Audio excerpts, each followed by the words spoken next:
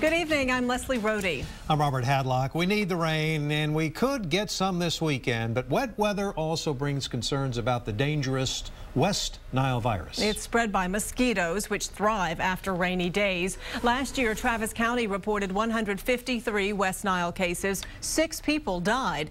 The numbers mark a big spike from previous years. In fact, the county reported no West Nile virus cases from 2009 to 2011. Now the county health teams are working to prevent something like last year's outbreak. KXAN's Natalie Stoll has the story. Jana Garfalo misses the days when she could spend time outdoors with her mom, something she hasn't been able to do since last fall. It was a weekend, and she started feeling kind of weak, nauseous, a little bit lightheaded. Just days later, she was having trouble walking and communicating.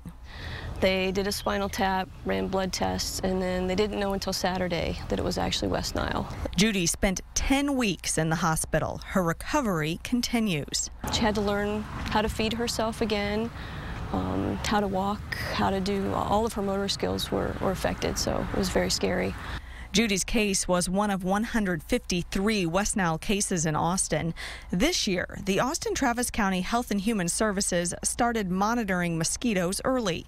The biggest areas of concern are where there's standing water. Just a teaspoon of water is enough for mosquitoes to breed.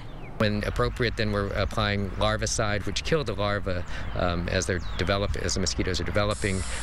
We are monitoring for any human illness and, tracking if there's any areas in particular that seem to be hot spots. They also put out this video touting the 4 Ds.